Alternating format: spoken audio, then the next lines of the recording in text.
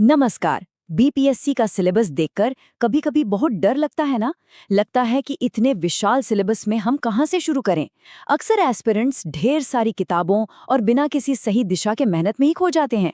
लेकिन आज के इस एक्सप्लेनर में हम उस विशाल सिलेबस को एक रणनीतिक ट्रेजर मैप में बदलने वाले हैं। हम उन छुपे हुए मार्क्स को खोजेंगे जो फाइनल रैंक तय करते हैं।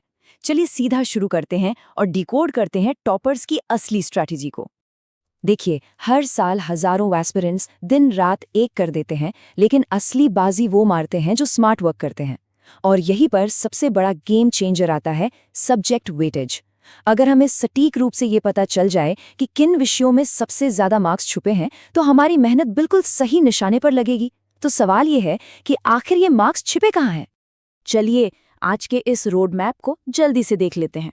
सबसे पहले प्रीलिम्स क्रैक करने का कोड, फिर मेंस में अपना स्कोर कैसे बढ़ाएं, उसके बाद सबसे अहम बिहार फैक्टर, फिर बात करेंगे ज़रूरी किताबों और टाइम टेबल की, और अंत में इंटरव्यू में बाजी कैसे मारें। ये सफ़र पहले गेटकीपर से लेकर अंतिम पर्सनैलिटी टेस्ट तक का है। तो चलिए अपने पहले पड़ाव से शुरुआत करते हैं, क्रैकिंग द प्रीलिम्स कोड, यानी बीपीएससी का पहला और सबसे अहम गेटकीपर। 150 नंबर के इस क्वालिफायर को पार करना है तो सब्जेक्ट वेटेज को गहराई से समझना ही होगा। इस विजुअल डेटा को जरा ध्यान से देखिए। ये बिल्कुल साफ कर देता है कि खजाना असल में है कहाँ। 150 में से लगभग 35 सवाल सीधे बिहार जीके से आते हैं, 30 जनरल साइंस से और करीब 25 हिस्ट्री से। इसका सीधा सा मतलब ये है कि बस इन 3 हाई वेटेज वाले विषयों को अपनी मुट्ठी में कर लीजिए और 90 से ज्यादा नंबर तो आपके पक्के हो गए। है ना कमाल की बात? अब इस परफॉर्मेंस चार्ट पर नजर डालिए। ये कोई आम स्कोर नहीं है, बल्कि all India rank 1 Patnaik Kundan का सेट किया हुआ शानदार बेंचमार्क है। 127 नंबर हासिल किए और सिर्फ 23 नंबर कटे। ये सिर्फ रटने का नतीजा नहीं है, इसके लिए ज्यादा से ज्यादा सवाल अटेम्प्ट करना और एक स्मार्ट एलिमिनेशन स्ट्रैटेजी का होना बहुत जरूरी है। प्रीलिम्स का गेट तो पार हो गया, अब बारी है दूसरे और सबसे महत्वपूर्ण चरण की, मैक्सिमाइजिंग द मेंस स्कोर। असली गेम और असली मार्क्स तो यहीं पर हैं। आपके सामने ये जो विशाल नंबर है ना, 1120, इसे बिल्कुल अपने दिमाग में बैठा लीजिए। ये मेंस और इंटरव्यू दोनों को मिलाकर वो टोटल मार्क्स हैं जो आपकी फाइनल रैंक डिसाइड करेंगे। प्रीलिम्स तो बस एक एंट्री पास था, असली मेरिट लिस्ट तो इन्हीं 1120 नंबरों की बुनियाद पर बनेगी। अब इस टेबल के जरिए मेंस का सब्जेक्ट वेटेज समझते हैं। जनरल स्टडीज पेपर 1 में मॉडर्न और बिहार की हिस्ट्री आपको 100 से 120 नंबर तक का भारी वेटेज दिला सकती है। वहीं पेपर 2 की बात करें तो इंडियन पॉलिटी 80 से 100 नंबर और इंडियन इकोनॉमी 70 से 90 नंबर कवर करती है। मतलब एकदम साफ है, अपना कीमती समय और एनर्जी वहीं इन्वेस्ट कीजिए जहां रिटर्न सबसे ज्यादा मिले। आगे बढ़ते हैं तीसरे सेक्शन की तरफ, द क्रूशियल बिहार फैक्टर। आप इसे एक सीक्रेट वेपन भी कह सकते हैं, जो अक्सर बहुत ही खामोशी से तय कर देता है कि फाइनल लिस्ट में कौन अंदर होगा और कौन बाहर। यहाँ फर्क बिल्कुल साफ नजर आता है। एक एवरेज एस्पिरेंट सिर्फ नेशनल लेवल के कंटेंट में उलझा रहता है, लेकिन एक टॉपर की स्ट्रैटेजी देखिए। वो Bihar economic survey, local GK और रीजनल हिस्ट्री को अपनी तैयारी का कोर हिस्सा बनाते हैं। अगर बिहार के डेटा को बाद के लिए छोड़ दिया तो आप वो नंबर गंवा देंगे जो टॉपर्स बड़ी ही आसानी से बटोर लेते हैं। अब आते हैं अपने चौथे पड़ाव पर, विनिंग बुक्स और टाइम टेबल्स। इस कठिन और लंबे सफर में टिके रहने के लिए आपके पास सही सर्वाइवल गियर होना बेहद जरूरी है। बाजार में तो किताबों का पहाड़ लगा है, लेकिन एलीट एस्पिरेंट्स ढेर सारी किताबें इकट्ठी नहीं करते।